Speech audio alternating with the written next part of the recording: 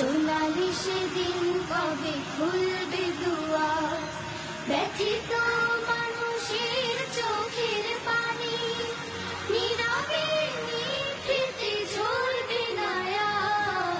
সোনালি সেদিন কবে খুলবে দুয়ার, সোনালি সেদিন কবে খুলবে দুয়ার। ক্ষুধার্ত লোকেরা খাবার পাবে, মজলুম অসহায় বিচার পাবে। ক্ষুধার্ত লোকেরা খাবার পাবে, মজলুম অসহায় বিচার পাবে।